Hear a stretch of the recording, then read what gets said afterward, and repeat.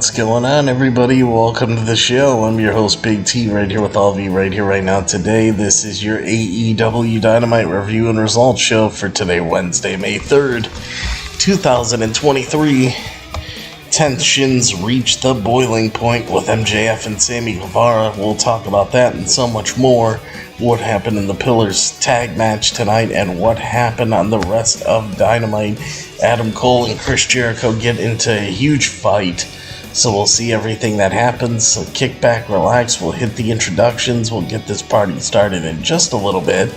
In your AEW Dynamite review results show will be coming your way next. Don't go away because I will be right back.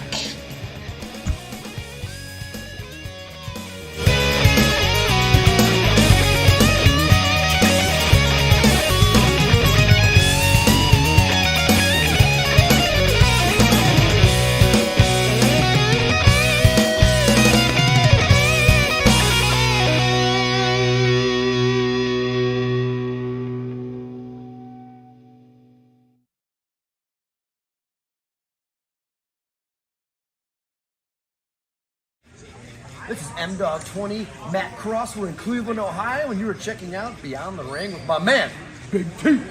Thank you, man. Big T.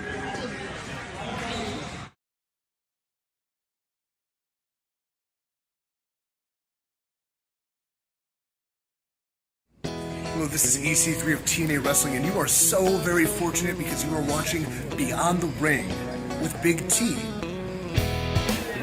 This is the bad boy Joey Janela, and you're watching Beyond the Ring. Big T.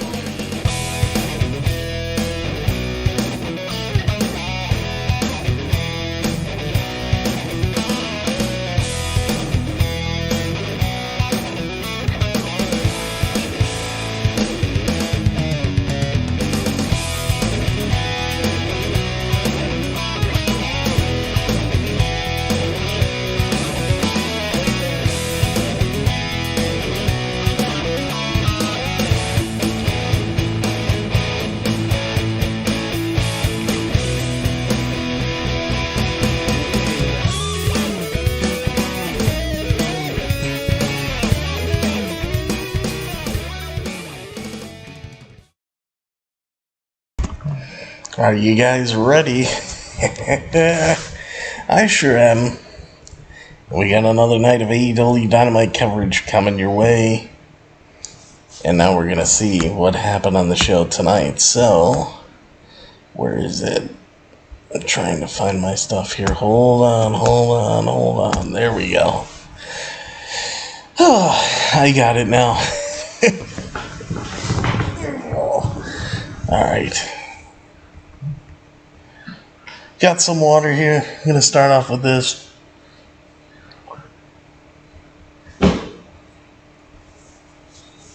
Alright, guys. How's it going? I'm your host, Big T, right here with all of you tonight. This is your AEW Dynamite review and results show here for, what's today? Wednesday, May 3rd, 2023. So welcome to the show, everybody. Great to have you along.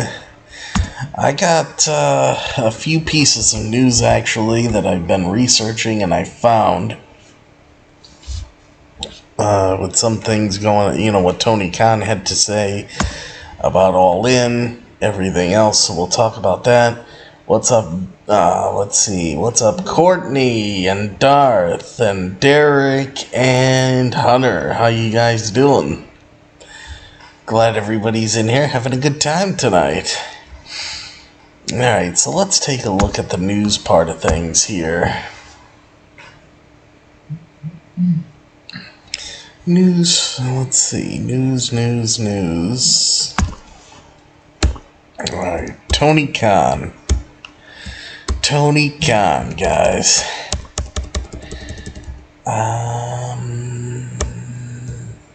Where is it? Here we go.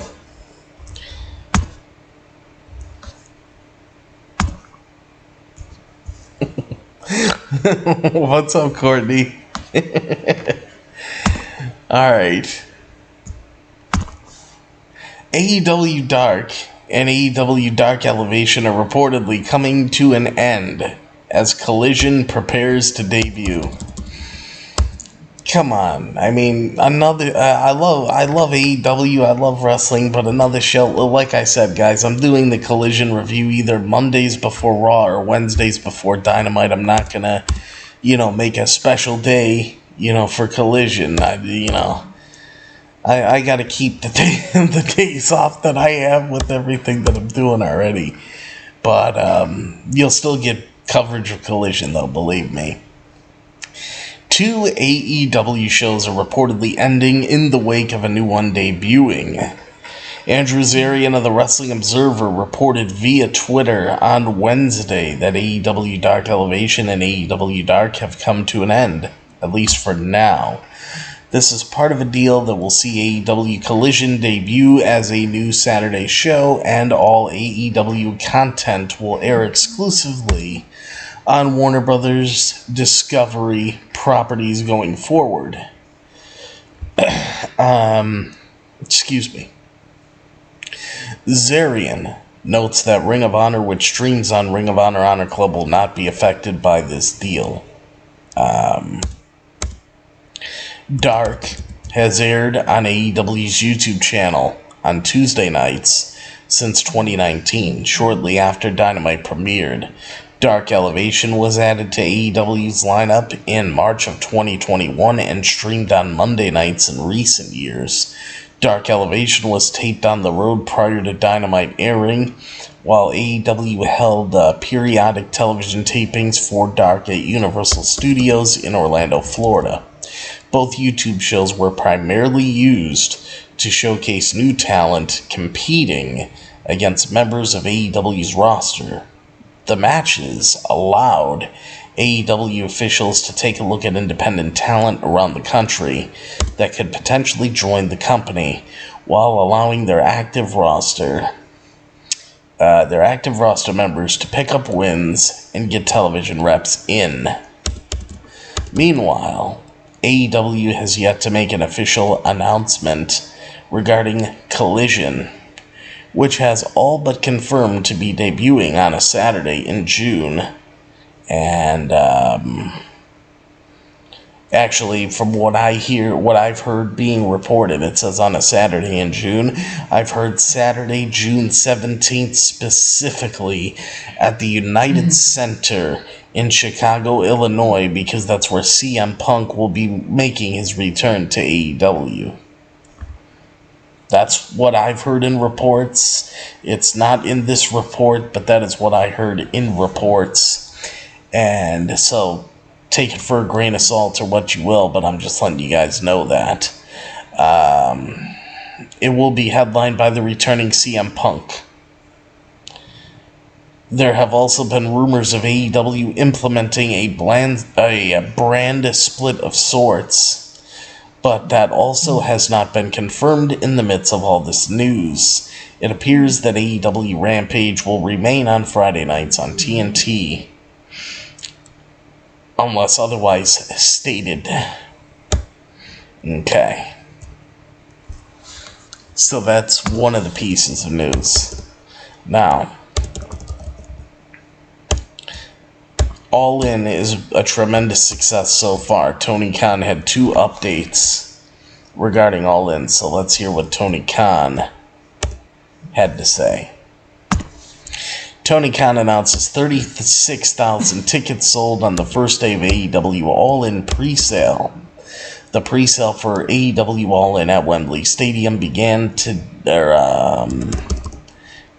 yesterday, and All Elite Wrestling is already on track for the biggest show in the history of their company. AEW CEO Tony Khan announced on Twitter that All In has already sold 36,000 tickets, surpassing their previous record of 20,177 at AEW Dynamite Grand Slam in Arthur Ashe Stadium in 2021 by over 15,000 tickets.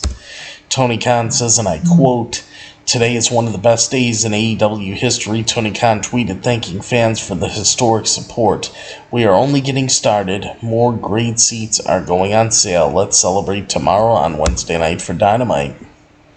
Now, All In is currently on track to meet other non-WWE super shows like New Japan Pro Wrestling Wrestle Kingdom, which saw 43,000 fans at Wrestle Kingdom 12, their largest attended in many years, as well as the famous edition of WCW Monday Night Nitro, which saw 41,000 plus fans in the Georgia Dome watch Goldberg defeat Hulk Hogan for the WCW Championship.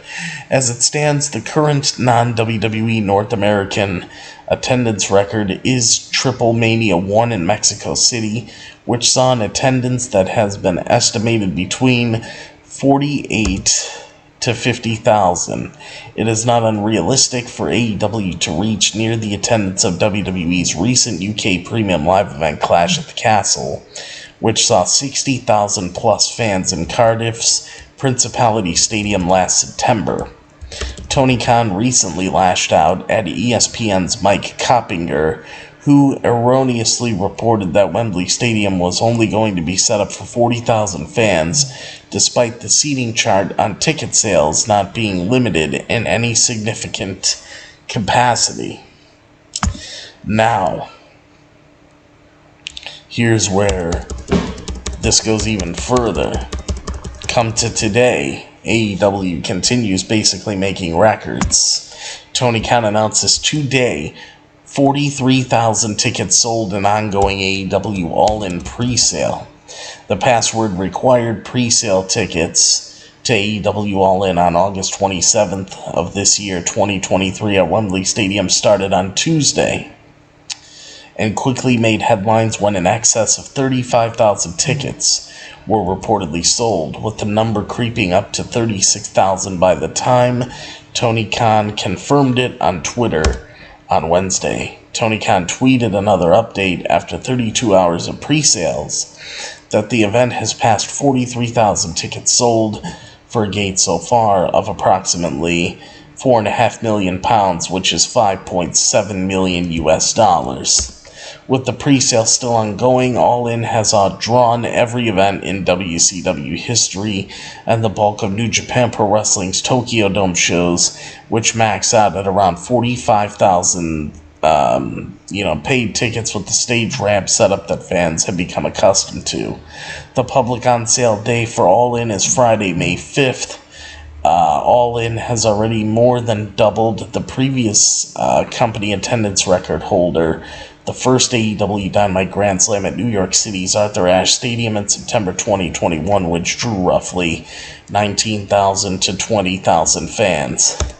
For comparison to a similarly scaled stadium show, the earliest numbers we have from WrestleTix for last month's WrestleMania 39 shows 48,000 tickets to 50,000 tickets distributed for each night after the first few days of the general on sale.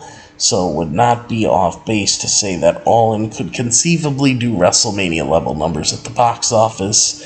The Ticketmaster map for All In shows that a minimal stage setup will be used to block off as little of the stadium as possible, meaning that a capacity crowd would presumably be in the 90,000 plus range that the current Wembley Stadium has held for boxing events.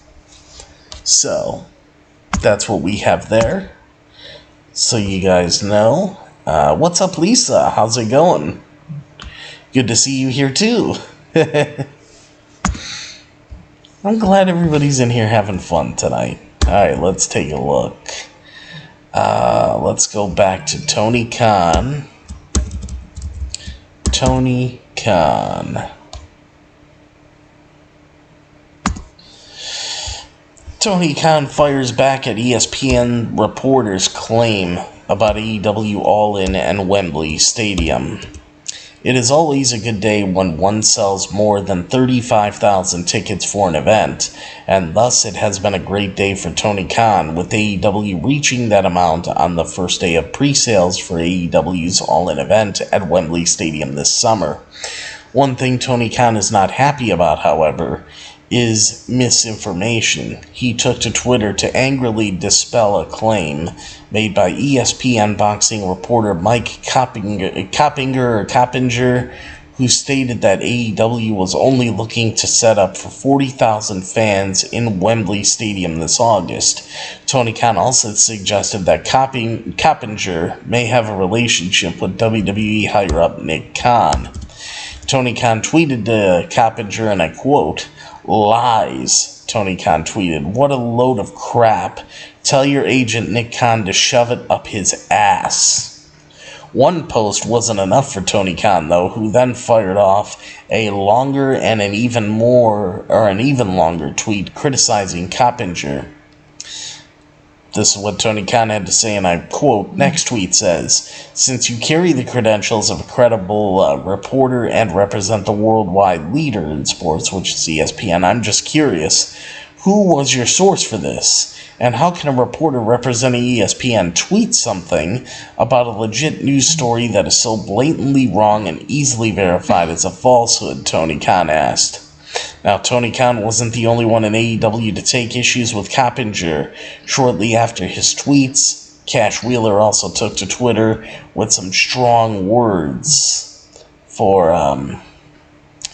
Coppinger, the ESPN reporter. This is what Cash Wheeler had to say in a quote. "Hearing this guy is a clown," Wheeler said. "Can't disclose sources, so please don't ask me to name names." End quote. In terms of the All In attendance, Coppinger is indeed mistaken, as the seating chart for All In shows AEW is looking to fill as many seats as possible in Wembley Stadium. So, that's what we got there. We got a couple more things with Tony Khan as far as news, and then we'll be straight into the review, folks. So let's take a look here. Okay, we talked about that. What do we got? I know there's more Tony Khan stuff. What's up, Mama T? Mama T's just sitting here doing her own thing, but get her voice in on here, just for a little bit so you guys know she's here. Alright. Tony Khan. This was before Tony Khan even made announcements about All In's pre-sale, because if you remember, people kind of jumped on Tony Khan wondering, like, oh yeah, you really sold 43,000 tickets. Well, the day before, it didn't even have to come from Tony Khan, because it was just reported. AEW All In reportedly sells over 35,000 tickets so far in its first day of pre-sale, which now we're up to, we are now up to over 43,000 tickets sold, a day later. When AEW President Tony Khan announced a month ago that the first AEW branded All-In event would be taking place at Wembley Stadium in London, England, the move shocked the wrestling world. On Tuesday, the initial pre-sale began at Ticketmaster, and early reports indicate that AEW's first show in a stadium this size is on its way to being a huge success. Both the Wrestling Observer and PW Insider have reported that the initial pre-sale has so far resulted in roughly 35,000 tickets being sold, with PW Insider couching it as upwards of 34 to 35,000 while citing multiple sources. Now, Tuesday's pre-sale success makes All In 2023 easily the biggest show in AEW history and sure to have the biggest crowd for a wrestling show promoted by anyone other than the WWE or New Japan Pro Wrestling since WCW's final Georgia Dome shows in 1999. The AEW record stands at an announced 20,177 fans for the September 22nd, 2021 AEW Dynamite Grand Slam event at Arthur Ashe Stadium in Queens, New York City. As for the largest significance in the wrestling world, All In has easily surpassed WCW's final Georgia Dome show on July 5th, 1999 that only had 25,338 fans, and is on track to beat WCW's higher watermark in the building of the Georgia Dome for the July 6, 1998 WCW Monday Night Nitro, where Goldberg won the WCW World Heavyweight Championship from Hollywood Hulk Hogan, with 41,412 fans, which, as you know now, 24 hours later, get to today, they're up over 43,000 tickets sold, so they broke that record too. As for New Japan Pro Wrestling, Wrestle Kingdom 2018 drew the biggest crowd in recent years at 43,500 people, which was more or less full, and then they announced much larger figures under previous ownership. Current parent company Bushiroad's more honest approach has shown the crowds of 60,000 plus fans to be grossly exaggerated. The actual wrestling record for the building most likely belongs to something like 1991's Starrcade in the Tokyo Dome, billed as WCW Japan Super Show in the United States, which packed the audience and did not have an entrance stage blocking off seating and had an announced crowd of 54,500 people, a figure that now seems attainable for All In. They're going to break that record, definitely. They'll break that 54,500 for that WCW Super Show there. But they're also going to break actually today they probably broke it because they said over 43,000 tickets sold going into today, which is 24 hours later at 43,500 is Japan's record. So I'm sure AEW and Tony Khan have broken that. The next record that they're looking to break to stand alone at the top is the 1991 Starrcade in the Tokyo Dome, billed as WCW Japan Super Show in the United States.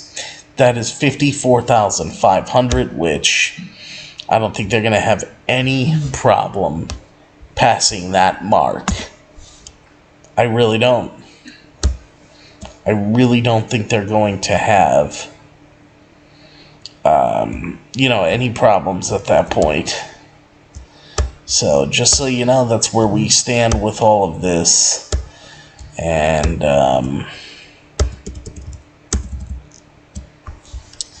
let's see.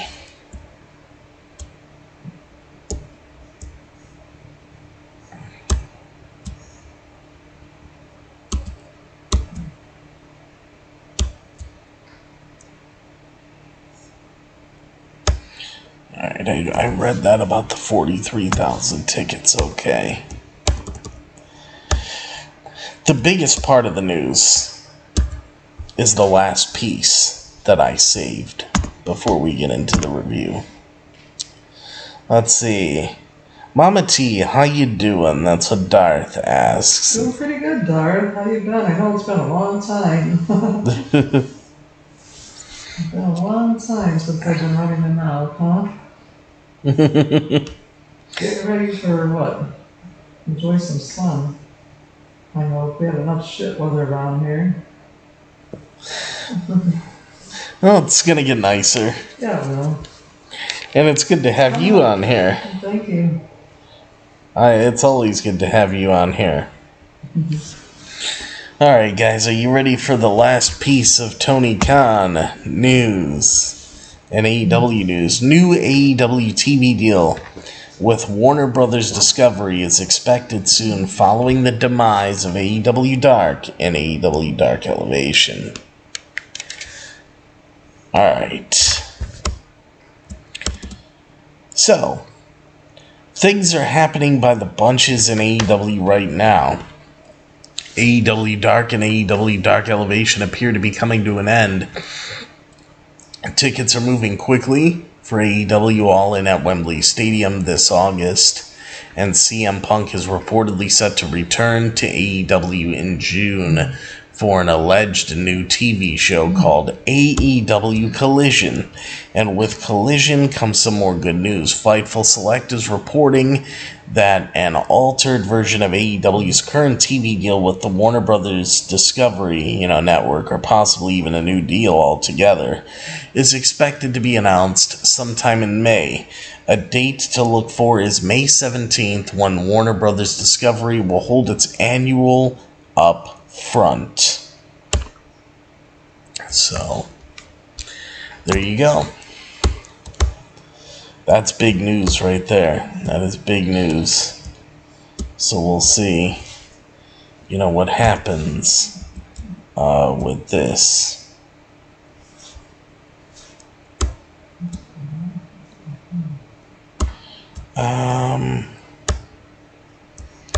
And finally, AEW files new trademark for Double or Nothing, intended for shirts. Right now, there's a lot of focus regarding AEW is on All In this August at Wembley Stadium, with the pre-sale for the event officially kicking off yesterday morning. However, there are still a few big shows on the AEW calendar to get through first, with Double or Nothing scheduled for May 28th in Las Vegas, Nevada being the next. And recently, AEW did some maintenance when it came to the Double or Nothing trademark. Last Thursday, AEW filed to trademark Double or Nothing, a move that would seem weird at first glance, given AEW has been running the event since its formation in 2019. However, the registration form shows the trademark is not in regards to the event itself, but is instead intended for shirts, signaling that it is a merchandise-related trademark. As of this writing, the application has been accepted by the United States Patent and Trademark Office, though the process is not yet over, as it still awaits examination in order to officially clear the trademark. It is unknown exactly when the examination will take place, though, barring a setback, it is likely a formality that will not affect AEW's efforts even before the trademark process is complete. AEW will likely be back to putting focus on Double or Nothing. The card, which currently features only an AEW World Title match between the AEW World Heavyweight Champion MJF and challengers Sammy Guevara, Jungle Boy, Jack Perry, and Darby Allin in a fatal four-way match. But was originally MJF and Sammy Guevara. They said the match may change. However, following AEW Dynamite this Wednesday's Jungle Boy Jack Perry and Darby Allin will battle MJF and Sammy Guevara in tag team action, with Jungle Boy Jack Perry and Darby Allin earning entry into the Double or Nothing main event if they win, which we know happened. So, that is where we're at. And just one more little bit of piece of news on All In here. Tony Schiavone thinks AEW All In at Wembley Stadium could be the biggest crowd he's ever seen. This August, AEW will head to Wembley Stadium in London, England for All In, marking the company's British debut, as the stadium has a capacity of 90,000 seats. The show has the potential to draw the company's largest crowd for an event date. Furthermore, Tony Schiavone believes that All In could become the most attended wrestling show he's ever been a part of, even if it isn't a complete sellout. Tony Schiavone says, and I quote, "I am tempering my expectations for 90,000. We will see what the ticket count is, after Friday," Schiavone says on the latest episode of What Happened When. That said, if the show does pull in that number, it will surpass the crowd of 30,000 people who showed up to see Goldberg wrestle Hulk Hogan on an episode of WCW Monday Night Nitro that took place in the Georgia Dome back in 1998. As of this writing, that is the largest crowd Tony Schiavone has ever seen at a wrestling show that he's worked at. Regardless of the number of fans who attend, Tony Schiavone claimed that it is going to be a one-of-a-kind event for AEW. It is going to be unlike anything AEW has ever done, and I think it is safe to say that all of us are pretty pumped up about it. As of this writing, AEW's debut British show is on track to surpass 30,000 ticket sales and then some. Recent reports have indicated that over 60,000 fans have signed up for the All-In pre-sale, making it the most in-demand event that AEW has held since All Out of 2019. Additionally, AEW will seemingly open all of Wembley Stadium for the show, as indicated by a seating chart that Ticketmaster recently posted and deleted. So that is everything. That is everything, guys, as far as news. So I hope you enjoyed it as far as news. Now, we got to get to the result part of things. First off, quickly, make sure that you guys, if you haven't done so already, where is it? Oh my god, alright. Don't forget to use the hashtag Justice for Pretty for pet rights, because pets are family. Me, Mama T, Little Pretty, we all appreciate it very much. And Pretty, you'll always be our bright little shining star. We love you very much forever and ever, my sweet little angel. And don't forget as well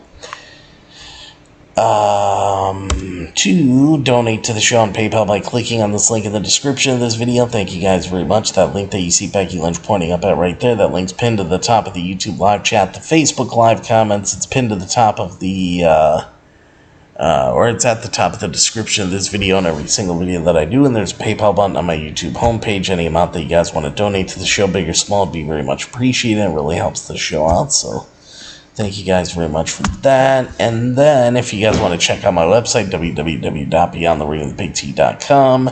If you got any questions or comments that you'd like to talk about, call into the show. Anything with the AEW Dynamite, you can call into the show live on Skype using Big T_119. You can follow me on Twitter at BeyondTheRingBT. Like me and follow me on Facebook at Beyond the Ring with Big T. Follow me on Instagram at Beyond the Ring with Big T. Everything you need is right there. So, yeah, there you go. Bloom Day, what's up? How you doing? Good to see ya. Alright, guys.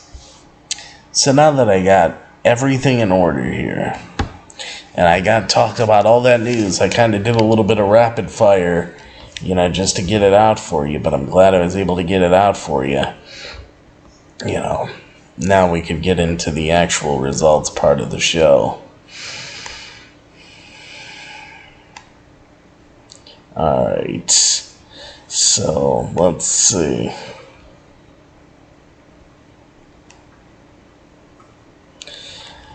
Let's start off at the top. Let's start off at the top here.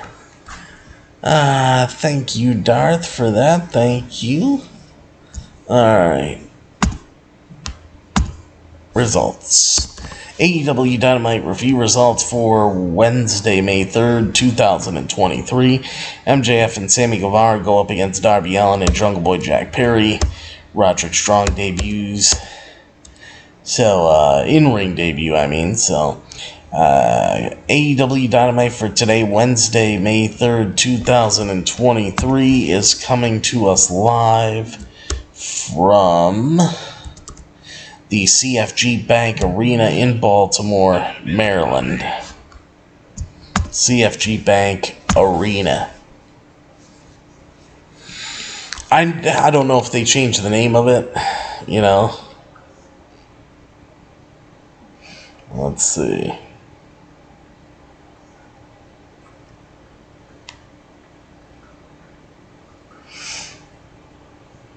Alright, looking something up here. There we go. Alright, so at the top,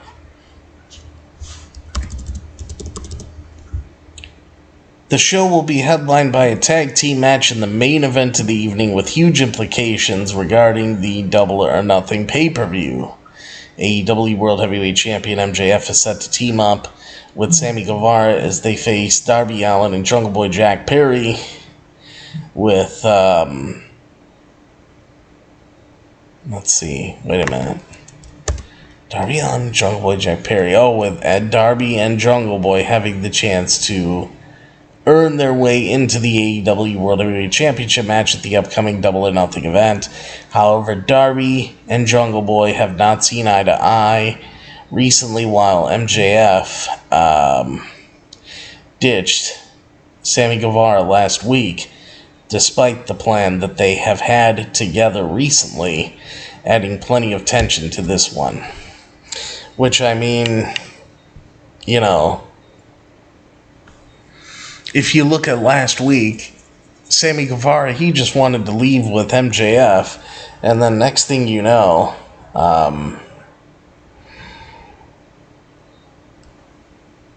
MJF is like, hey man, my car's full, and it was empty. Yeah, completely fucking empty, and now Sammy Guevara knows that, and he knows MJF snubbed him, and that was that. You know, that was that. What do you guys think of this tag team match? When I first heard it announced, I was thinking that Darby and Jungle Boy are going to win easily.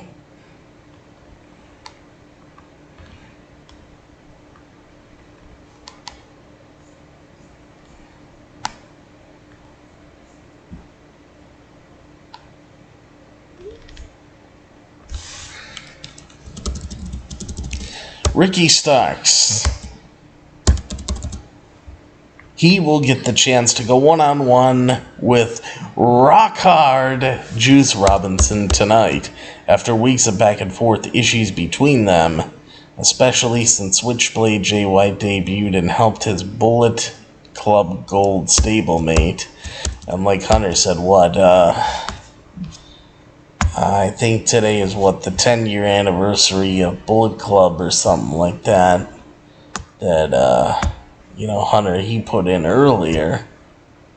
So, you know, if we got 10 years of the Bullet Club, you know, 1 decade in with the Bullet Club, not bad, you know. So, Bullet Club Gold stablemate. Roderick Strong is also set to make his in-ring debut for AEW after surprising fans by appearing last week. He helped his longtime friend Adam Cole, baby, and tonight they will team with Orange Cassidy and Bandito against Daniel Garcia, Jake Hager, Matt Menard, and Angelo Parker in 8-man tag team action. The Trios division will also be heavily showcased tonight as a trade that Mayo Battle Royal takes place, while former AEW World Trios champions, the Elite, will also be speaking as they address their ongoing issues with the Blackpool Combat Club. Finally, Soraya is set to compete against Willow Nightingale as the AEW Original becomes the latest roster member to compete against a member of the Outcasts.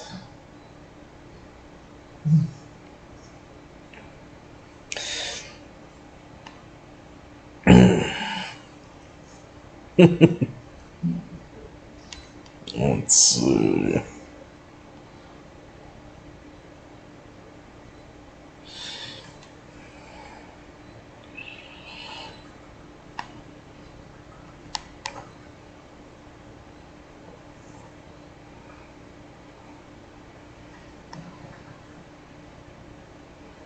Let's see.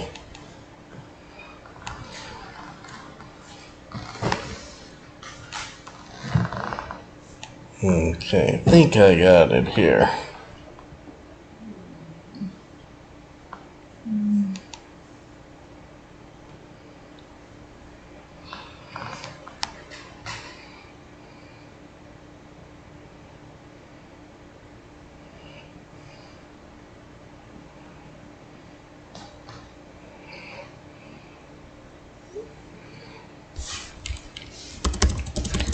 Start off with an 8-man tag.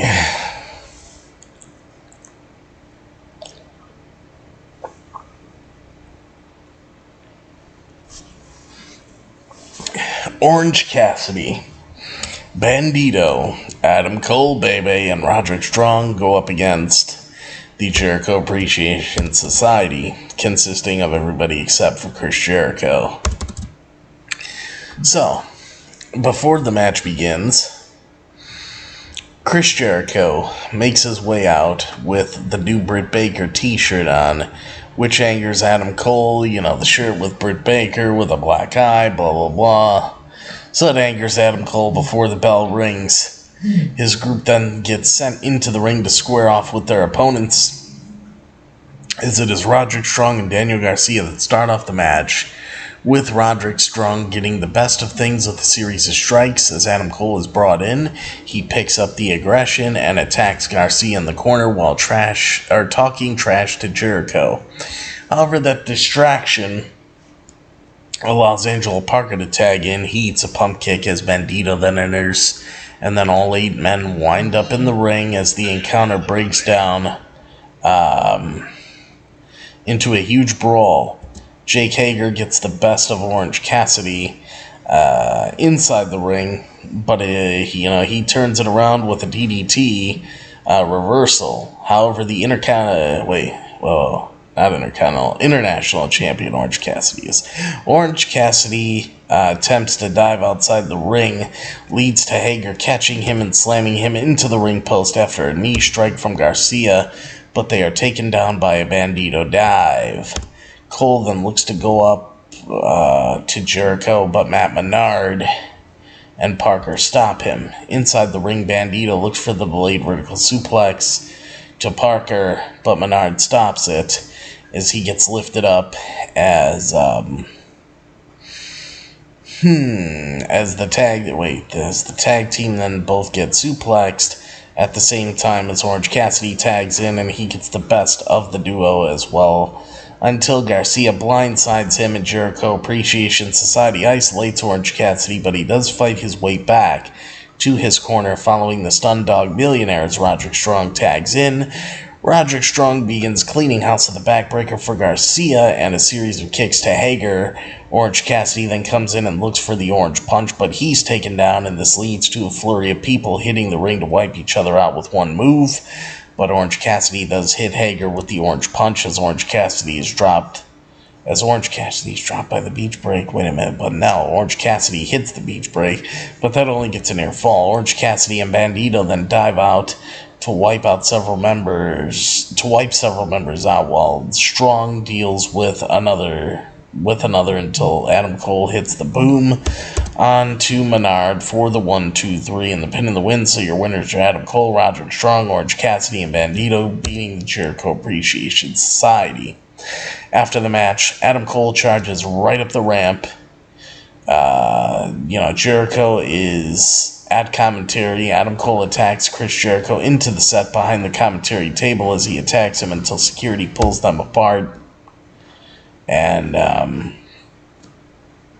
at this point, Jericho is then shown telling security to get rid of Adam Cole, but Britt Baker turns up and slaps Chris Jericho right in the face. So, now Britt Baker's involved in this thing with Adam Cole and Chris Jericho. It's all, they just have a lot of stuff and a lot of moving parts here with this feud. We'll have to see exactly where they're going, but I would think they're just going to have Chris Jericho and Adam Cole straight up at Double or Nothing. That's what I think, is going to end up happening here. That's what I think is going to happen. So,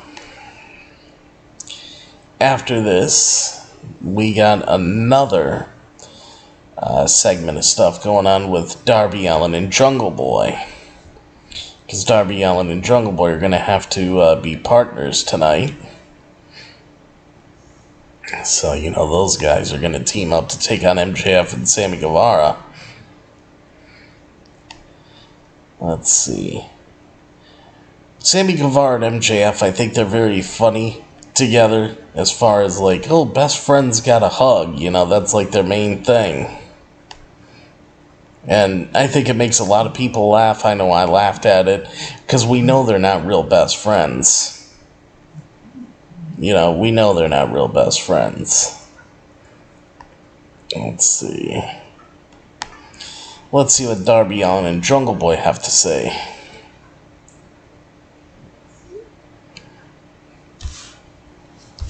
Jungle Boy Jack Perry and Darby Allin are interviewed backstage as Jungle Boy Jack Perry says they have things in common, like they busted their asses and they have never headlined a pay-per-view. And Darby agrees that this is it, and he doesn't care how they get there. Tonight it is showtime.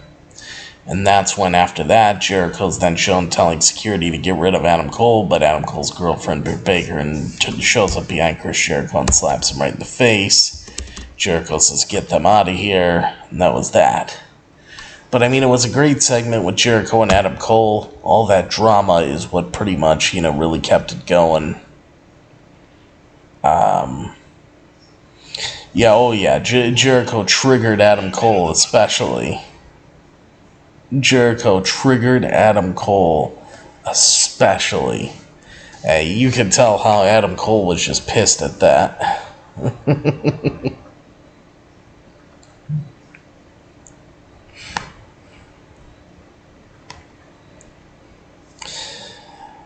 Now, does Britt Baker, how does she get involved in this match at Double or Nothing? I don't know if she's in Adam Cole's corner. Do you make her, I don't know, a referee, an enforcer? I don't know what they're going to do with this either. Because they have her involved in this pretty deep.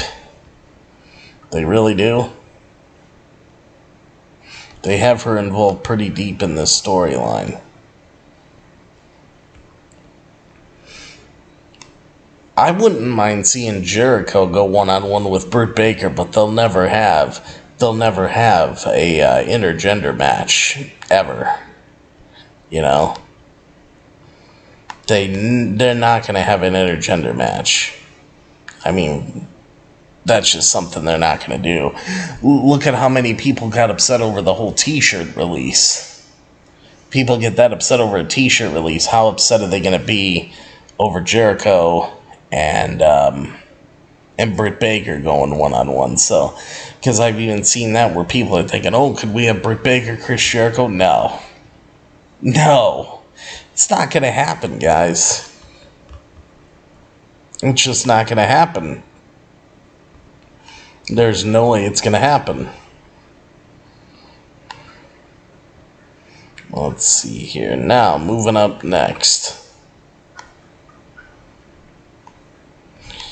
Moving up next after this whole thing with Jungle Boy and Darby Allin.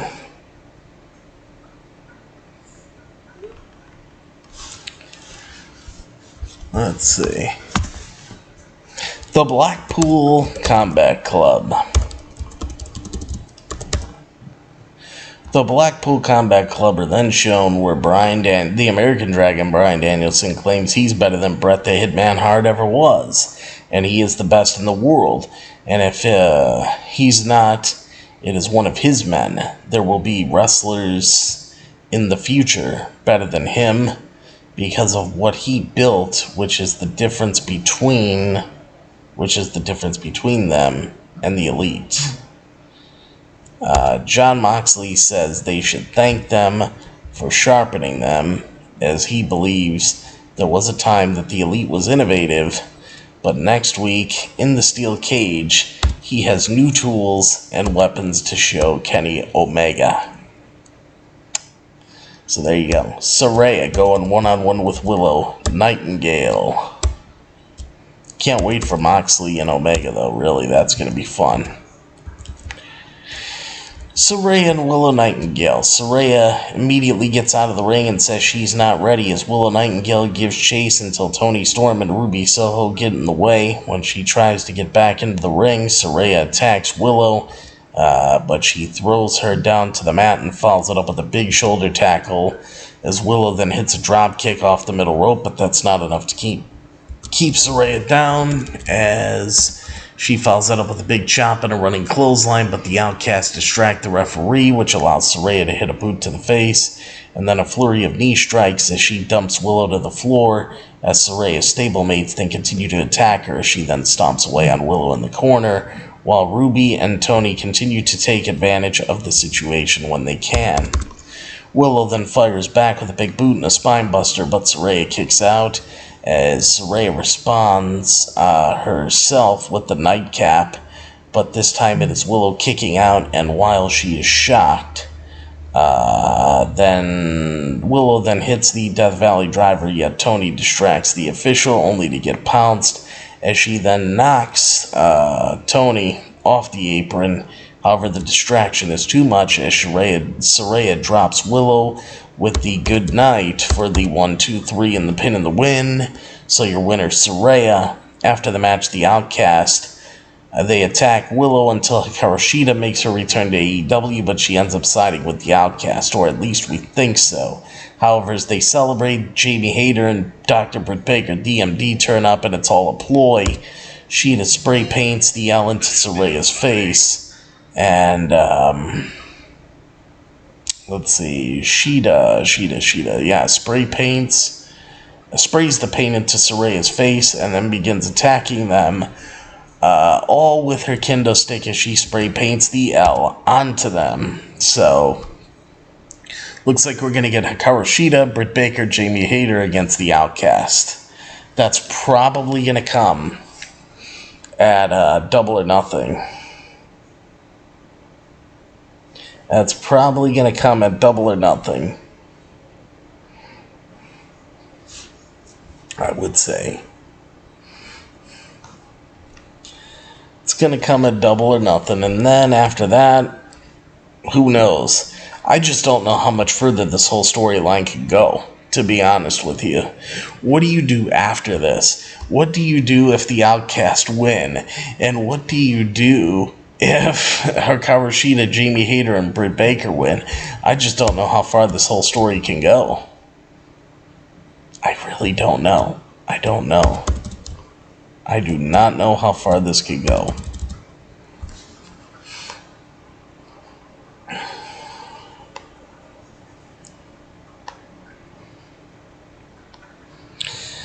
But after this, we have, let's see, we got something going with the House of Black. I mean, the Outcast stuff, it's whatever. You've seen it once, you've seen it, over and over again. Now we got a video package with the House of Black. With the House of Black.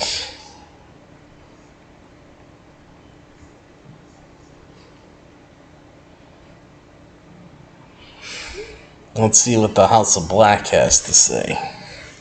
They are shown in a video package as they welcome us to the open house. No shortcuts, no escapes, no mercy. Any three competitors teaming up can challenge, but there are rules. 20-second countouts, no rope escapes. Disqualification is enforced with dealer's choice, as they say. Come one, come all, because the house always wins.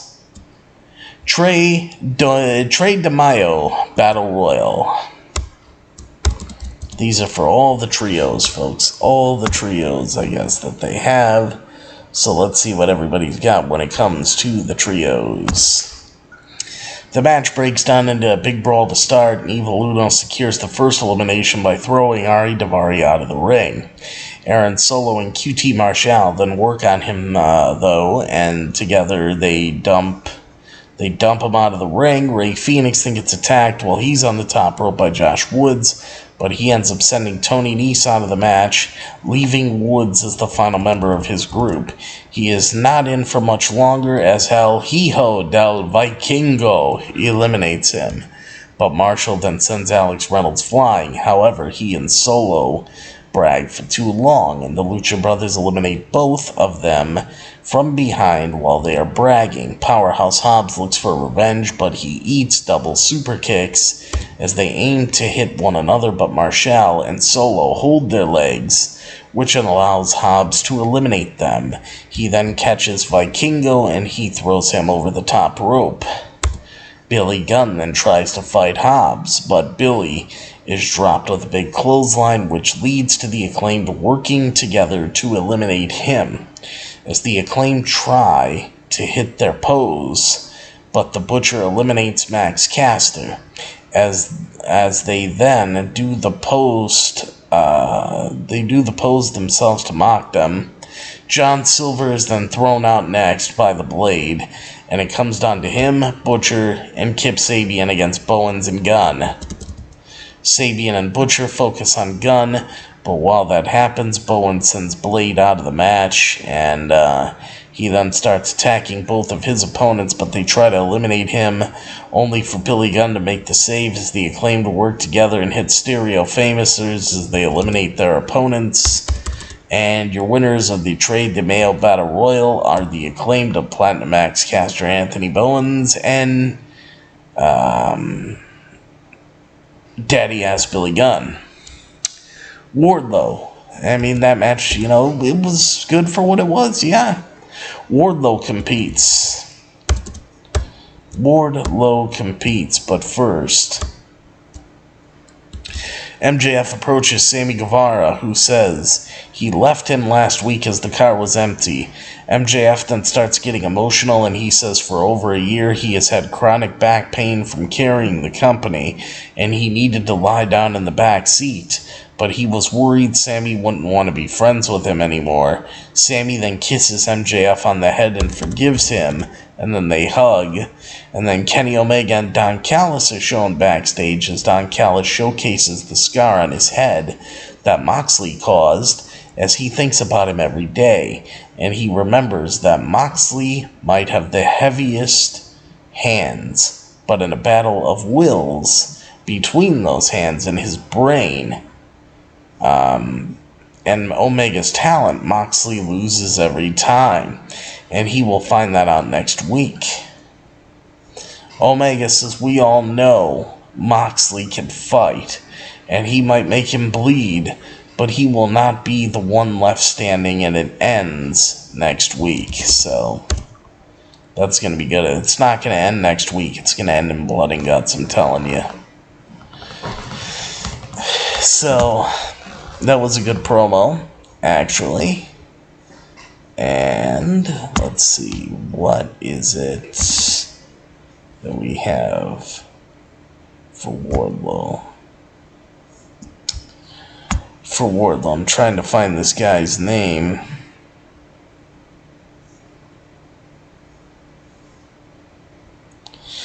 Wardlow went up against Logan LaRue.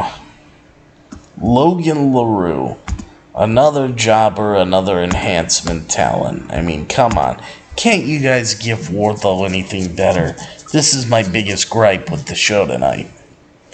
Wardlow then appears to face an enhancement talent, Logan LaRue, as he immediately drops him with his clothesline before the Powerbomb Symphony begins, and that gives you the 1, 2, 3 in the pin and the win. Your winner is Wardlow, and after the match, Wardlow says he hasn't broken a sweat, and he knows there's a guy back there looking to cut the line, and Wardlow demands a TNT Championship Open Challenge as he calls on Christian Cage and Luchasaurus.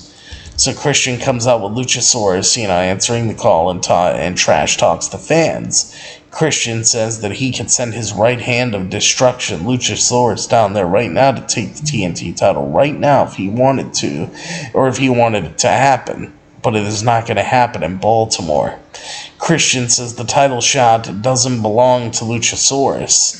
It belongs to him. So I'm like, oh great, what you telling me is Christian Cage versus Wardlow? Actually, Wardlow should destroy Christian Cage, in my opinion. I mean, does Tony Khan even care about the booking of the TNT Championship? When I see stuff like this, I have to ask the question. Because when you see stuff like this, it makes you think that, you know, how should I say it? Like, they don't care. Or that Tony Khan doesn't even care about the booking of the TNT Championship. That's just, you know, kind of the vibes it gives off. And, you know, I don't know why, you know, they're doing what they do, but for some reason, they're continuing to do it. Let's see.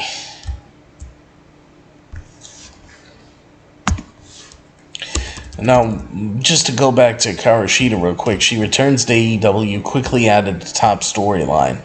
The Outcast were took, they were hoodwinked, bamboozled, led astray, whatever the verbiage. Hikaru Shida got the better of the dastardly trio on this week's AEW Dynamite when she returned to AEW programming for the first time since December. After a match between the Outcast Soraya and Willow Nightingale, Shida arrived on the scene to seemingly help the Outcast attack Willow Nightingale, but Shida double-crossed the Outcast, helping the AEW Originals, Dr. Britt Baker, DMD, and AEW Women's World Champion Jamie Hayter get the upper hand on the faction, with Shida spraying the Outcast in the eyes with spray paint, attacking the trio with the kendo stick, and spray painting the letters AEW on Soraya, Ruby Soho, and Toni Storm. Shida last wrestled on Dynamite during the special Holiday Bash episode on December 21st of last year in a losing effort against Jamie Hayter. Shida was proud of competing in a main event title match on the show, but was ultimately disappointed by the loss. It was this loss to Jamie Hayter that made the Outcast initially believe that Shida might be on their side during her return on Wednesday night.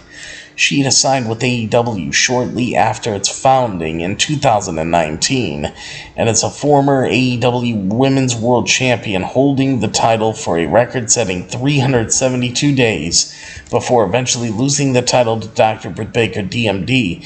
Shida was busy during her time away from AEW defending her International Ribbon Tag Team Championships alongside Ibuki Hoshi and Ice Ribbon, and also defending her Regina de la Wave Championship in Wave. Both promotions are based in her homeland of Japan. So that's everything you need to know about Hikaru Shida. Okay. Former Fightful contributor and podcast host lands backstage job with AEW. Will Washington has officially put pen to paper and is now part of All Elite Wrestling. AEW President Tony Khan took to his Twitter account to announce the news ahead of Wednesday night's episode of AEW Dynamite. Tony Khan says, and I quote, "He's the new AEW Wrestling Administration Coordinator working in many areas of wrestling. Live events, social media, creative, PR. He has a great wrestling mind. He's here backstage tonight at Wednesday Night Dynamite live on TBS, and it's official that Will Washington is All Elite," Tony Khan wrote. Fightful Select provided more details about Will Washington's new role, with his responsibilities expected to include overseeing continuity and aiding in long-term creative and working directly with Tony Khan. The report noted that members of the AEW roster were purportedly told about the signing at the April 26th taping of Dynamite, but the two parties had come to an agreement a week earlier, and the deal was finalized the following day on April 27th. Washington has been reporting on wrestling news for close to 2 decades, but is best known as a podcast host and contributor for Fightful, being featured on their Grapsody and Day After Dynamite shows. Washington is not the only recent signee to AEW, however, as the signing of Commander was announced on April 19th. Commander has made prior appearances in PWG, GCW, and AEW's sister company, Ring of Honor. Meanwhile, Roderick Strong made his first appearance in AEW 2 weeks ago on the April 26th episode of AEW Dynamite before his signing was announced later that night. So, actually, that was last week, not 2 weeks ago. Arn Anderson, AA Arn Anderson. on the possibility of managing both Wardlow and FTR in AEW and when. Arn Anderson's recent partnership with Wardlow seems to be well received, but a social media post from FTR's Dax Harwood left fans wanting just one more piece added to the puzzle. With Wardlow and Arn Anderson, in a recent Ask Arn Anything episode of his Arn podcast, Arn answered a fan question on possibly managing FTR alongside Wardlow. Arn Anderson says this, I'll give you the answer. When? I've said this many times. My last goal and my last act in this business is gonna help Brock get squared away, his son Brock Anderson. That's my goal, that's my vision, and that's why I'm still so passionate, because I love this business, Arn says. There are some great guys and girls that I have found over the last couple of months. There's some really wonderful people, but the opportunity to manage those guys, if you had those guys and had the right guy stirring them up, that'd be me. The sky's the limit. Wardlow recently received backup from the enforcer Arn Anderson on screen and recaptured the AEW TNT Championship from Powerhouse Hobbs. Arn previously said that Wardlow has been getting bad advice and guidance from people backstage. Teaming up under Arn wouldn't be FTR and Wardlow's first time aligned with one another. The top guys were a part of AEW World Heavyweight Champion MJF's Pinnacle faction, which included Wardlow, who was hired muscle at the time. Harwood recently discussed tensions that existed within the Pinnacle, namely between him and MJF over the role to be played in the group by wrestling legend Tully Blanchard. So, because yeah, Tully Blanchard was part of that too.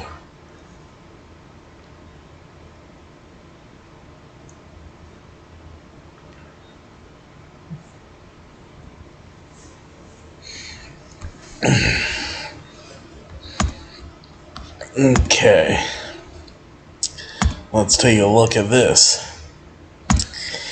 Another piece of news here. AEW announces next international title defense for Orange Cassidy. Orange Cassidy is scheduled to defend his AEW International Championship against the Jericho Appreciation Society's Daniel Garcia next week. The match was confirmed following the victory. Orange Cassidy, Adam Cole, Roderick Strong, and Bandito over the Jericho Appreciation Society on tonight's AEW Dynamite. The match will mark Orange Cassidy's 21st defense of the AEW International Championship, which he has rapidly racked up defenses of throughout the months since beating Pac for the title in October. And the last defense that Orange Cassidy had of the title was on last week's Dynamite against one of his partners from tonight, Bandito. Orange Cassidy's impressive 20 defenses thus far have been against. Oh my god.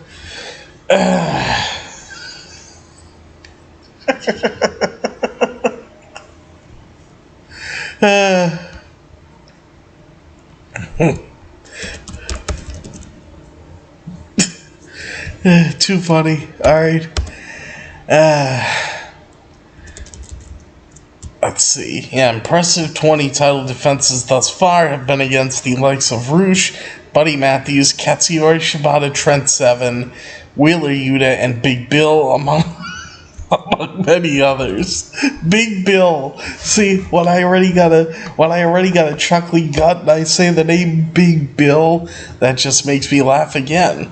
The title was introduced by AEW last year as the All-Atlantic Championship before it was rechristened the International Championship in March.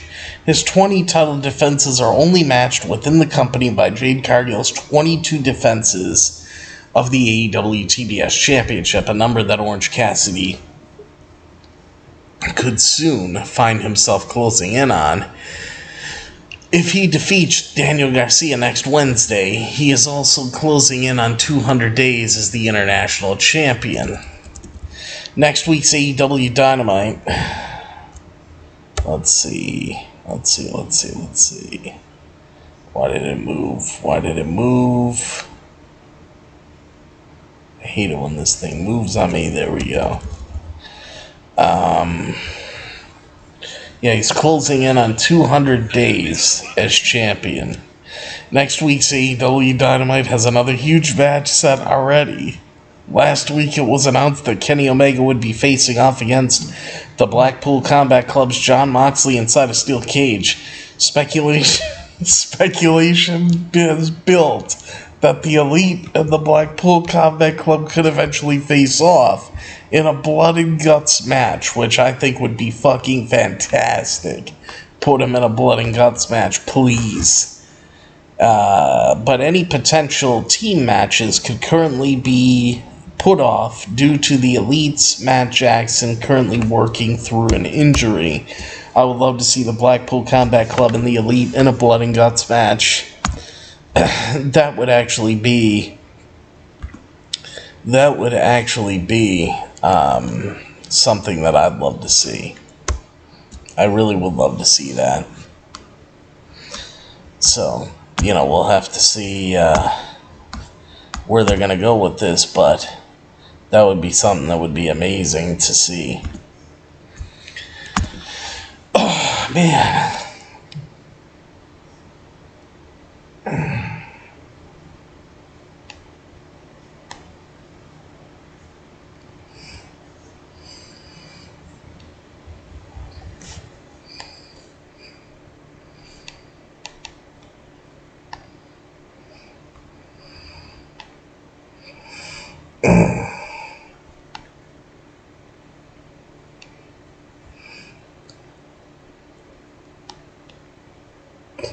Mama T, the world's greatest mom, is still there. She's still doing her own thing.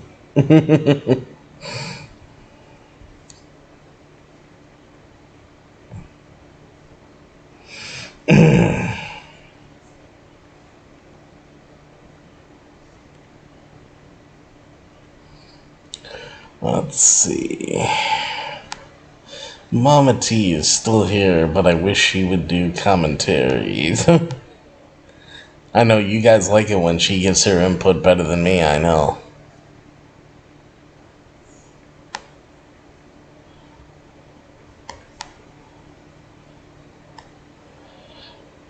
Let's see. Okay.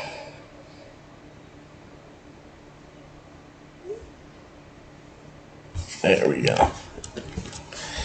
Alright. So there'll be... I got news on MJF's title defense, which I'll get into, once we get through the rest of the stuff here. But, so far, what we have, not too bad. Not too bad here, guys. Dynamite so far is looking damn good. Okay, so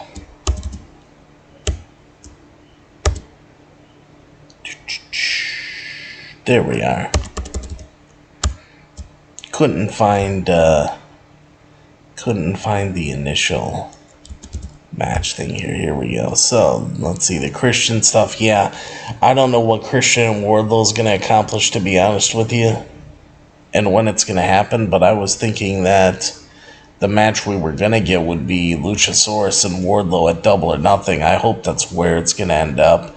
And hopefully Christian and Wardlow will take place on a Dynamite episode on the road to Double or Nothing, because Christian and Wardlow, that just doesn't make any sense to me at all. I'm totally lost on it. I really am.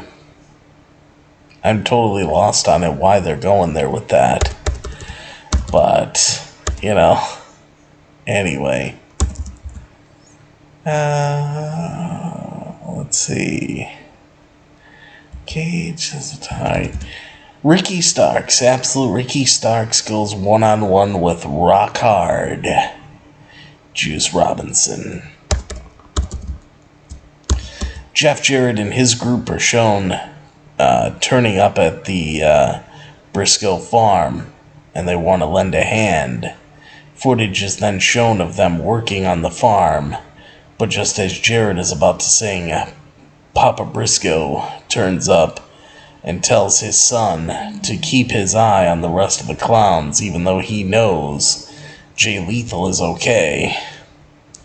Lethal then challenges FTR for an AEW World Tag Team Championship match. Absolute Ricky Starks immediately takes the fight to Rock Hard Juice Robinson, launching him into the barricade repeatedly, but Robinson responds by gouging the eyes of his opponent, only for Starks to hit a backdrop outside the ring.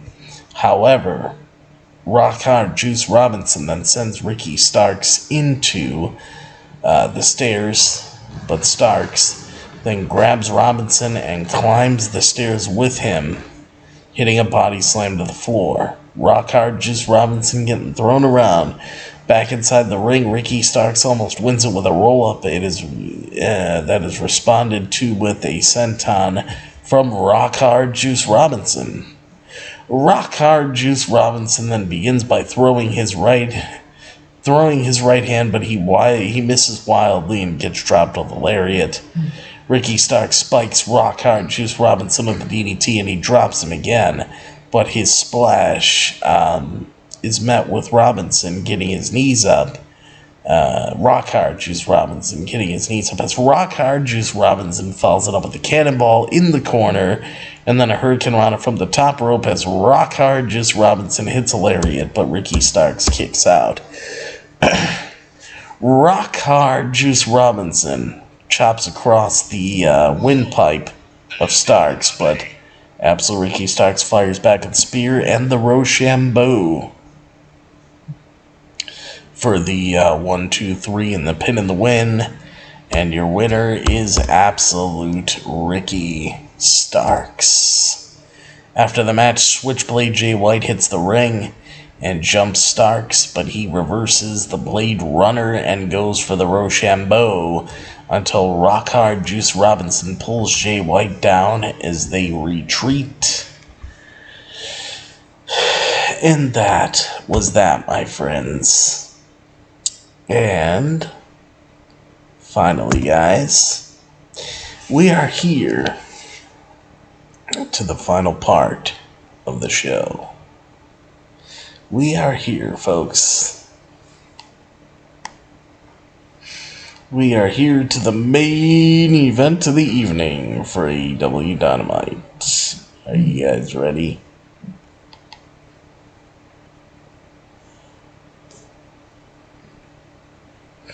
Okay.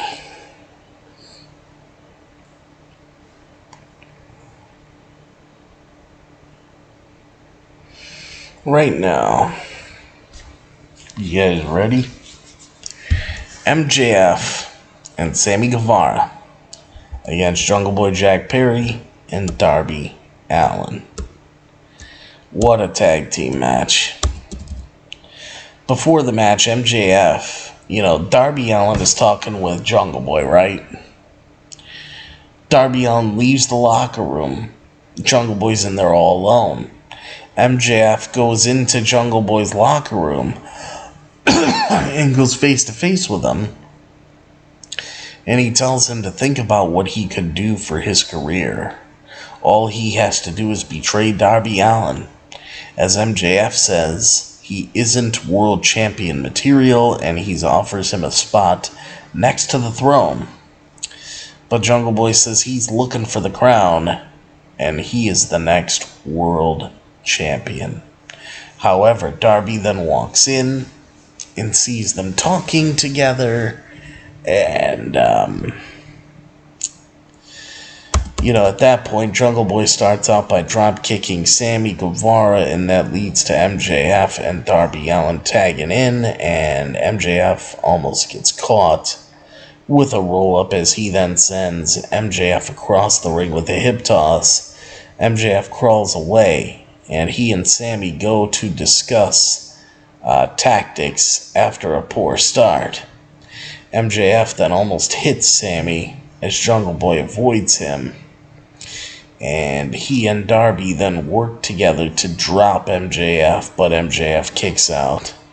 Sammy and Darby then come in, and the Spanish God, Sammy Guevara, repeatedly uses the scarf to choke Darby.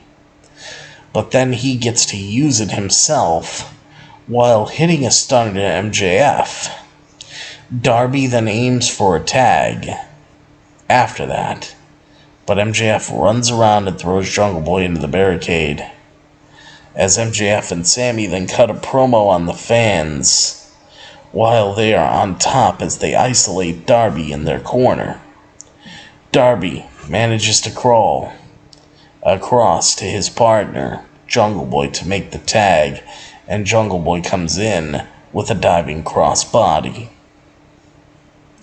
He then starts throwing lariats until the numbers game proves to be too much, but he then drops both of them with a double clothesline that is followed by him diving out of the ring repeatedly to wipe out both men. Jungle Boy hits the Tiger Driver to Sammy, but he can kick out, and as Jungle Boy goes to the top rope, MJF grabs his boot, and that allows Sammy to hit the Spanish Fly.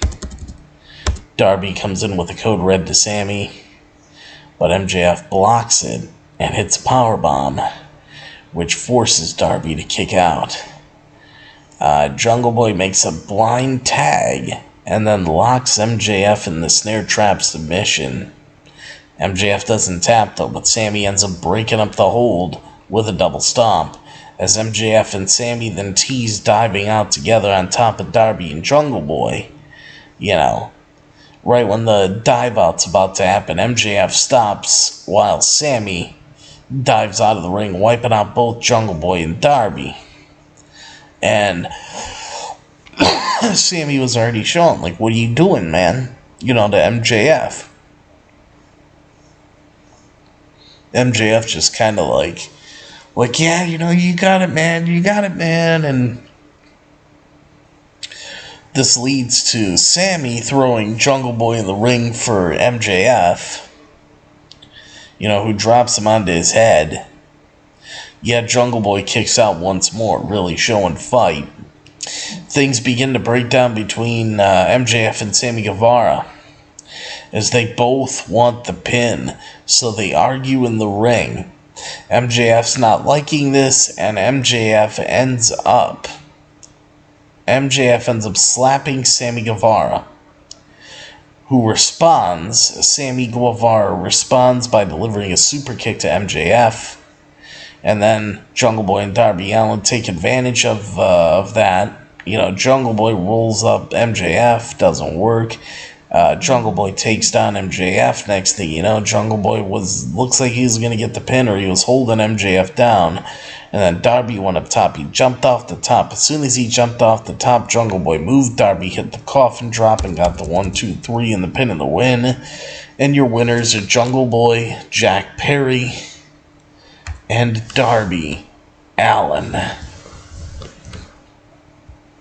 Unbelievable match. I mean, really, guys, what a match. It was a great tag team match, and it was great to see MJF in action, because, honestly, we do not see MJF in action a lot. And it's like, when you do, it's pretty damn important to see him in the ring. So,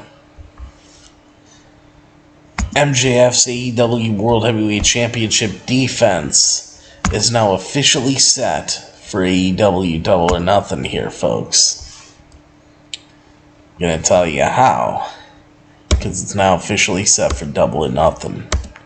Following the main event of Wednesday night's AEW Dynamite, MJF Maxwell Jacob Friedman's AEW World Heavyweight Championship defense for the Double or Nothing pay-per-view is official. It will be MJF facing off against Jungle Boy Jack Perry, Darby Allin, and the Spanish God Sammy Guevara in a fatal 4-way match, as the match came about after MJF and Sammy Guevara lost to Darby Allin and Jungle Boy in a tag team match on AEW Dynamite. The match has been speculated as Double or Nothing's main event going as far back as the March 15th episode of AEW Dynamite during MJF's re-bar mitzvah celebration. During the segment, MJF was interrupted by Sammy Guevara and Jungle Boy Jack Perry. Sammy Guevara, Darby Allin, and Jungle Boy Jack Perry, who made their case as to why they should be the next man in line to challenge MJF for the AEW World Heavyweight Championship. So, in the following weeks, and then it built into 2 weeks ago with a Four Pillars tournament. When a Four Pillars tournament was set up between Darby Allin, Sammy Guevara, and Jungle Boy Jack Perry to decide one challenger. The tournament then saw Sammy Guevara ultimately come out on top due to MJF's interference, with MJF having paid Sammy Guevara in storyline to eat the pin at Double or Nothing. But Wednesday night's tag team match was set up with the stipulation that if Jungle Boy Jack Perry and Darby Allin could win this match, that they would be added to the match at Double or Nothing. Now, with the four-way match officially set up, it will mark the first time that the AEW World Heavyweight Championship will be decided in a four-way match. It is only the second time that the title has been decided outside of a one-on-one scenario, with the first being at Double or Nothing 2 years ago when Kenny Omega defended his AEW World Heavyweight Championship against Orange Cassidy and Pac. So that was their first triple threat match for the world title. Now they're having their first fatal four-way match for the world title. And I think this one's going to definitely do better than Kenny Omega's match. Just being honest with you, it just seems like it's going to do better. And that's everything I got, regarding this whole issue. But yeah, fatal four-way with the Four Pillars of AEW, that's coming. That is coming at Double or Nothing. I'm excited. I hope you guys are too. So, let's see. There's a couple more news and notes that have come through here. Let me see.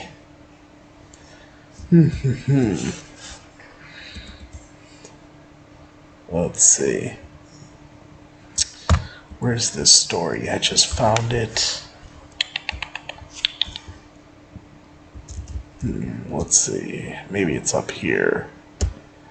Yeah, it's probably up here. Hold on.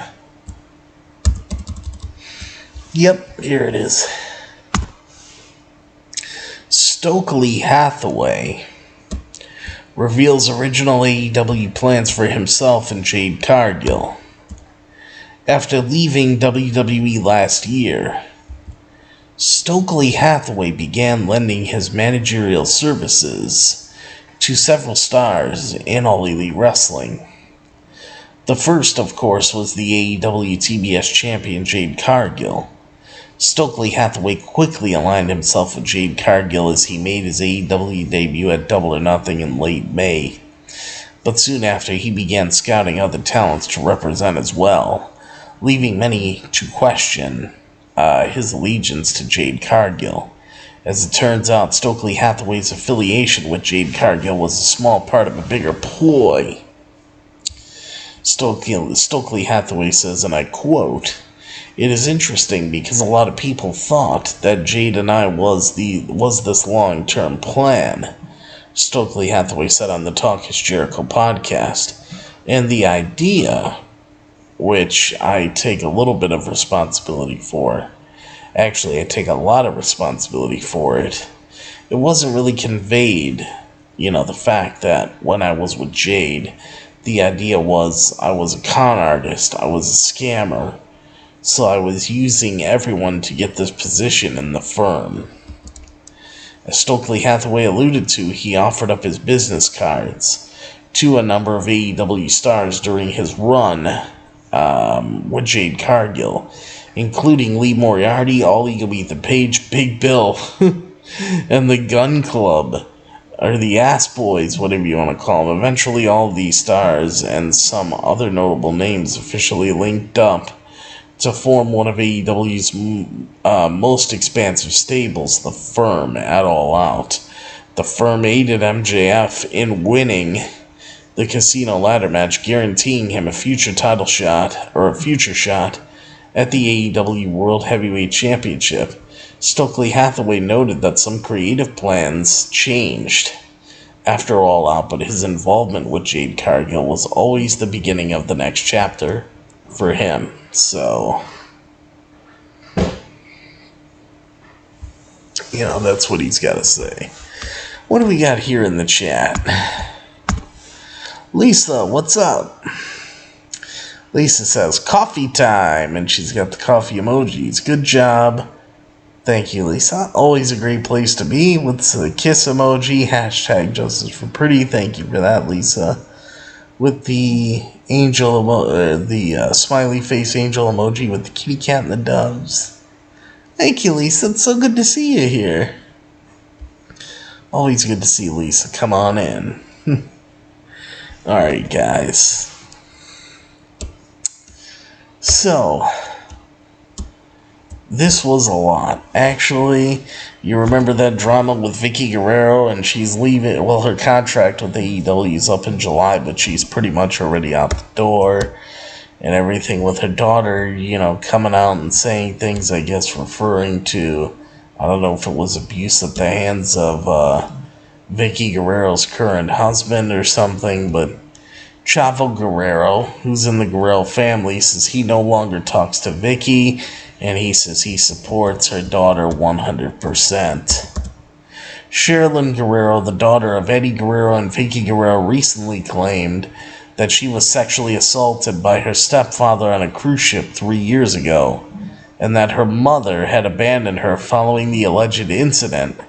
In response, Vicky defended her husband while,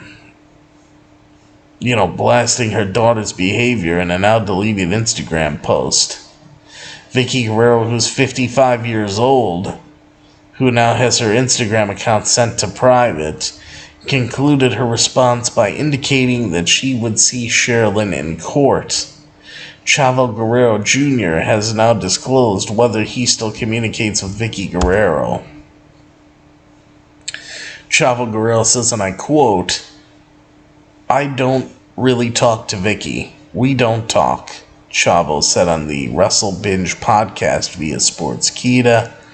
Especially after this and her response, I was kind of like, that's just not good.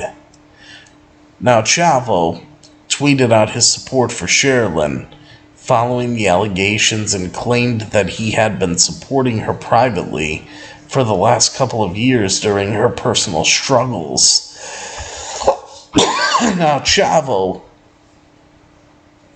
also described Sherilyn as a very strong woman for coming forward and sharing her story. Chavo stuck up for Sherilyn again after being questioned about the accusations. Chavo says, and I quote, "I really can't comment on that one too much," Chavo says. "That is really between her and her daughter, and I support her daughter 100% and her coming out against the allegations, but that's really between them two, and I do not want to interject myself into that." This was from the Wrestle Binge podcast via Sportskeeda, and Wrestling Inc. did the transcription on this, but yeah, that's the latest going into all that stuff there, just in case you guys wanted to get caught up on that. As you see, there was a lot of news tonight. I'm actually surprised I was able to do all this news and do a review in this short amount of time. I was expecting it to go longer, but I'm actually pretty impressed with how I was able to wrap it up into one. So you guys actually got a good show for your time. Got a lot of info put in here. In actually a relatively short time. And as far as WWE goes, I figured you guys would probably You guys would probably like this one.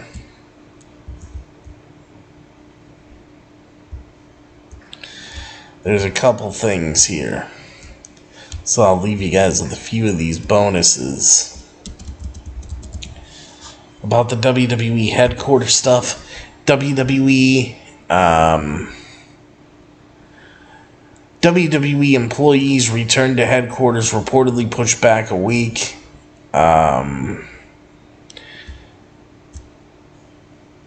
With the official end of the government's COVID-19 national emergency protections, many people are returning to the office after years of working from home, but that process will take just a little bit longer in Stamford, Connecticut. PW Insider Elite is reporting that WWE's original plan to have employees back at WWE headquarters by May 3rd has hit a snag, and now the mandatory return to the office has been pushed back to Monday, May 9th, as the news comes as WWE is in the process of moving from their Titan Towers headquarters to their new headquarters at 707 Washington Boulevard, also in Stamford, Connecticut. So that's a little update there. I guess WWE is under fire for racist things, racial discrimination, because former WWE writer Dave Schilling weighs in on racial discrimination lawsuit. An ex-WWE writer is suing the company for discrimination, claiming that she was let go after raising concerns about racism in some of the creative team's scripts. Former WWE writer Dave Schilling recently joined the Inside the Weeds podcast and discussed the matter, and he said that he wasn't surprised to learn that someone had that type of experience while working with the WWE. Dave Schilling says, the WWE, it is not the best place to work if you are a person of color, or if you are a woman, or if you are gay, or transgender. It is different because there are a lot of people, there who are older, who are maybe not as sensitive to certain things. And at the end of the day, the person who makes all the decisions is Vince McMahon. According to Schilling, Vince McMahon is not exactly the most sensitive person out there, but his position ensures that he has a lot of say over the WWE product and what makes it to the air.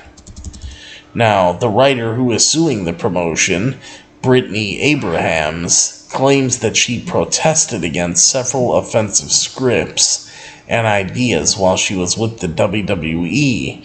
Examples including a pitch for Bianca Belair to use stereotypical jargon and an idea for Mansoor to be revealed as an orchestrator of the 9/11 terrorist attacks.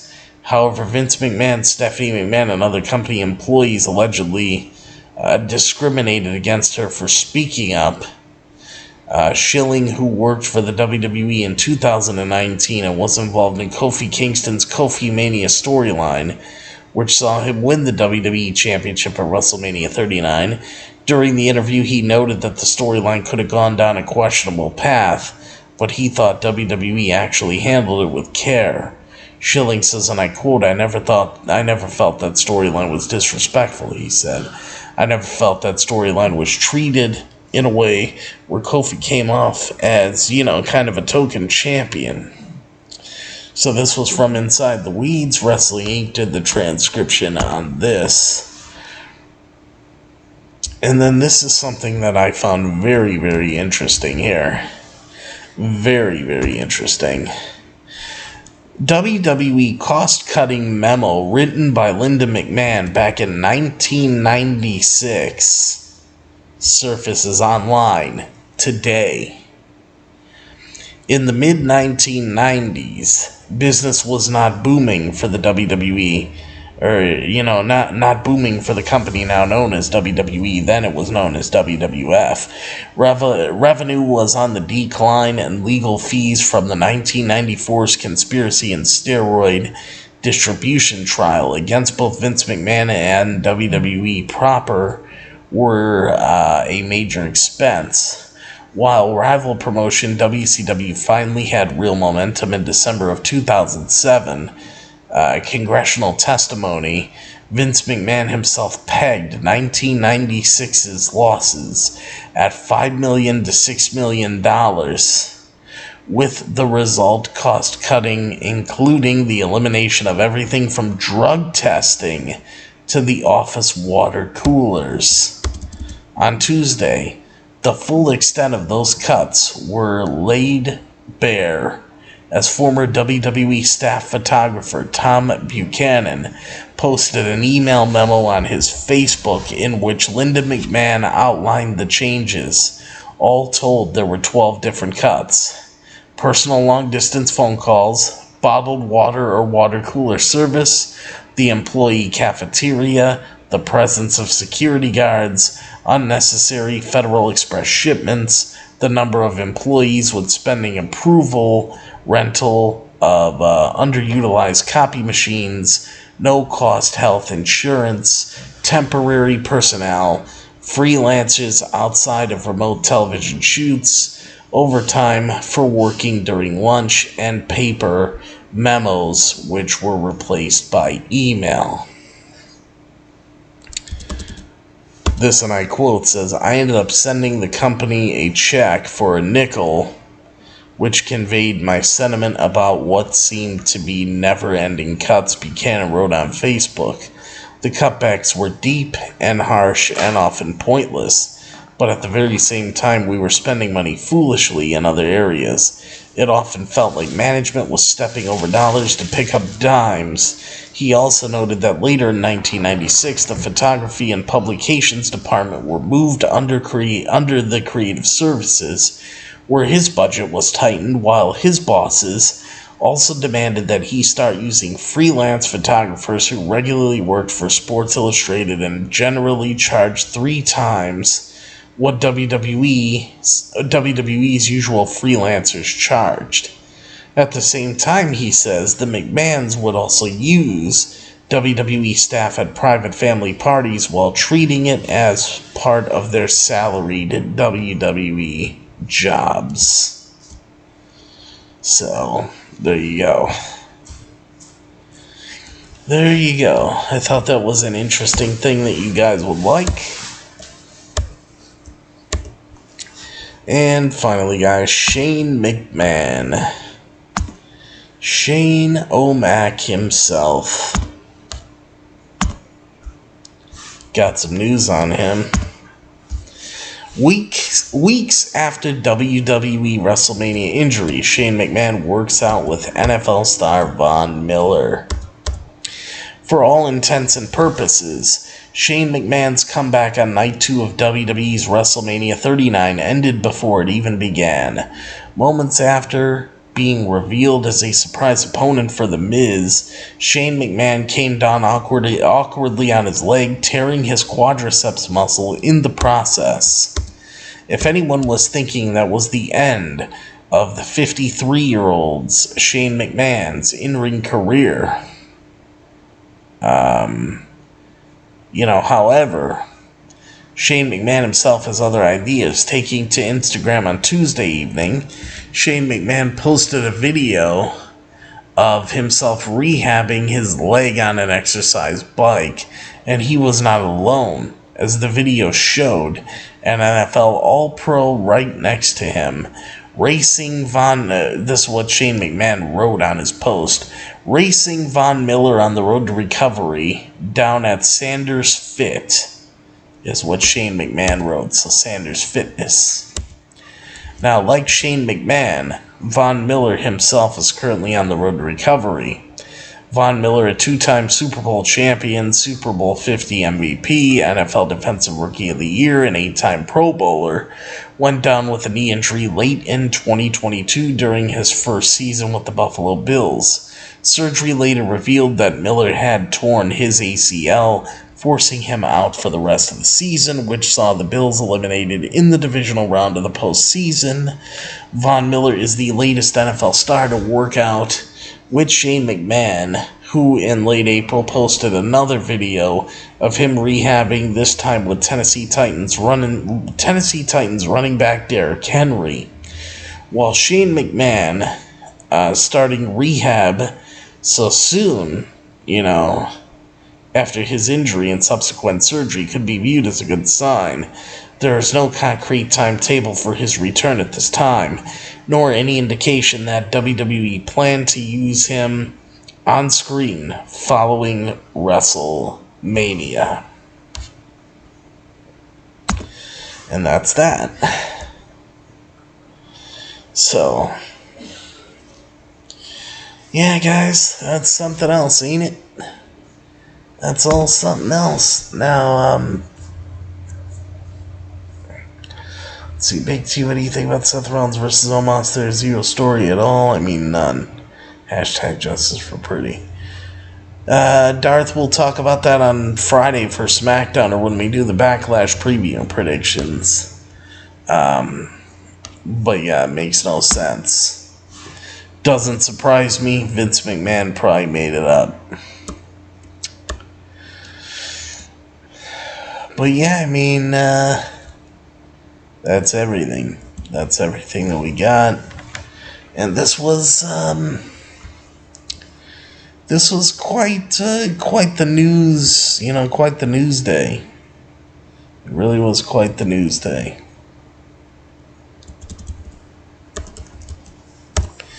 And, there was one more thing with Chavo Guerrero.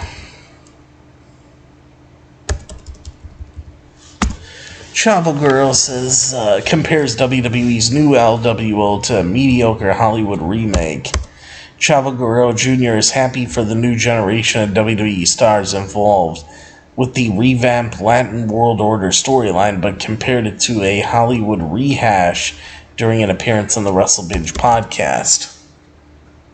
Chavo says, and I quote, "What's the two angles the LWO are in?" Chavo says, "They're in I'm Your Papi," which that was from 2003, 2004, and now they're doing LWO Rehash, which was like 1997. It's okay, but what else, we're gonna do? We're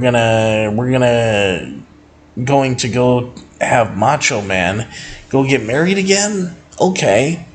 Are we gonna have a guy with long hair saying, "Say your prayers, eat your vitamins," and just call him something else? It's the same thing. So, yeah, Chavo, he's happy for everybody, but also not too happy at just how, they're handling things. And, Jimmy Corderas thinks the WWE draft took away from the build toward WWE Backlash.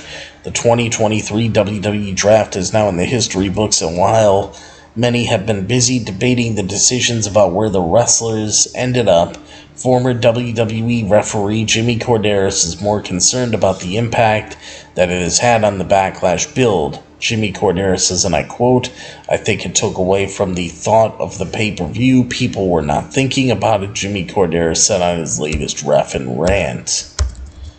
Of course, the focus of the previous WWE SmackDown and WWE Raw episodes have been predominantly on the draft rather than the upcoming premium live event, which is why Corderas felt there has been a lack of storyline advancements, particularly during Monday's go-home show for Raw. There was something, he felt hurt Seth Rollins and Omos storyline in particular, as there was nothing done to advance it, with that match having lacked focus since it was surprisingly announced. The timing of the draft did mean that the recent episodes of WWE television were taken up by it, which took away from the Backlash build. However, none of the draft moves will actually go into effect until after the event, leading to Jimmy Corderas questioning its timing, saying it just felt like the wrong time. Maybe the draft could have been held when it wasn't prior to a pay-per-view, or a couple of weeks before the pay-per-view, or whatever the case may be, he said. So this was from Jimmy Corderas' Reffin' Rant, and Wrestling Inc. did the transcription to it. And there you go. So yeah, guys, that is indeed everything. What a show, and what a bunch of stuff, we got to get out today. Whew. It was quite a bit. But on a scale of 1 to 10 here, guys, I will say that AEW Dynamite tonight for today, Wednesday, May 3rd, 2023, I'm going to go ahead and give this show a straight up 10 out of 10 plus. Right there. Plus the 2 thumbs up and the big T seal of approval. Alright. So, we got all that. Man. So, yeah, guys, that's everything. That is everything tonight. So you guys got a bonus. You got a bunch of news, and you got an AEW Dynamite review that's all going to clock in at a 2-hour show, which, honestly, for everything I did, is a short show, considering all the news that I bunched in with this particular review. So, cheers.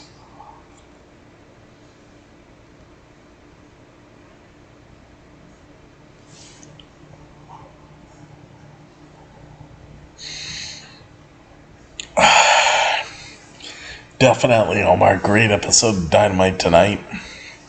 Had a great time watching it. I enjoyed it. I hope you guys did too.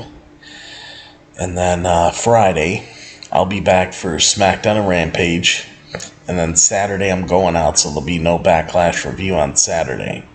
Now, Backlash, I may not even review it on Sunday. I don't know. I'll see what happens Sunday night, but worst case scenario, Backlash will be reviewed on Monday during the day before Monday Night Raw. We'll see how it plays out. Backlash review will either be on Sunday night or Monday during the day before Raw, so we'll play it by ear, but I'll let you guys know. But Friday I will be here for SmackDown and Rampage for sure.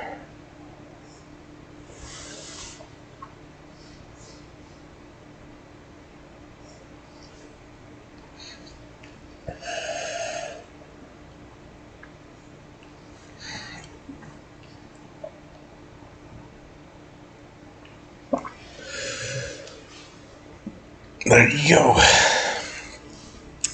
We are done. We are done. That finishes it off, so. Good booze, good booze, good booze, good booze. Alright. So, that is it. That's going to do it for me, everybody, right here. On this episode of Beyond the Ring with Big T right here tonight. I hope you guys enjoyed the show.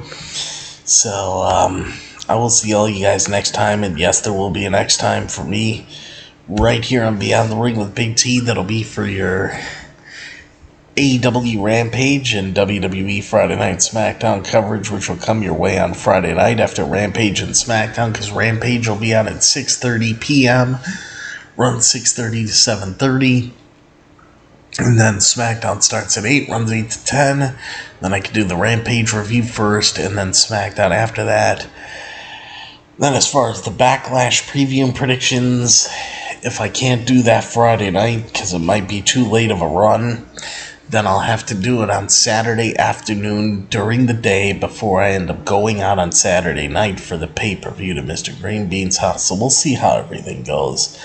But yeah, we'll get everything planned out here and get it set up just the way we need to get it set up. So it's going to be good. And don't forget us, and we won't forget you. And of course, if you want the best, and yes, I do mean the absolute best, for all of your professional wrestling needs, right here on the internet, and right here on YouTube.com today, always remember to think Beyond the Ring with Big T. And then, of course, everybody, as always, don't forget to leave your likes, comments, subscribe, all that good stuff, that you need to do to keep the channel going. Donate, all that stuff, and thank you guys for that, and use that hashtag Justice for Pretty for pet rights, because pets are family. And then, as always, everybody, thank you very much for watching and listening to your AEW Dynamite review and results show for today, Wednesday, May 3rd, 2023. And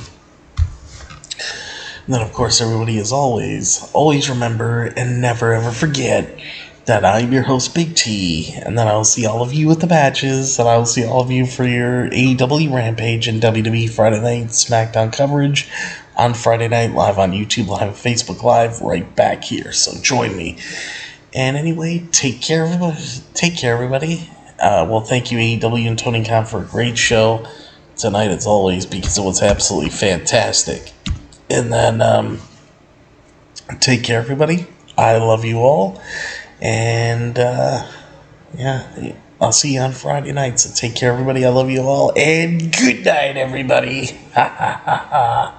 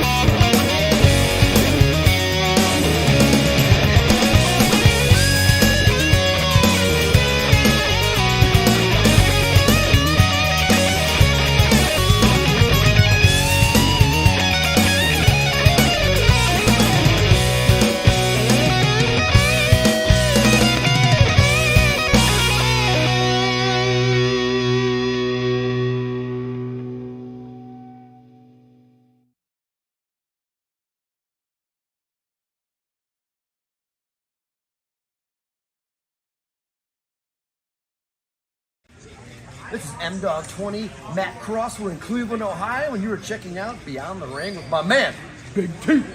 Thank you, man. Big T.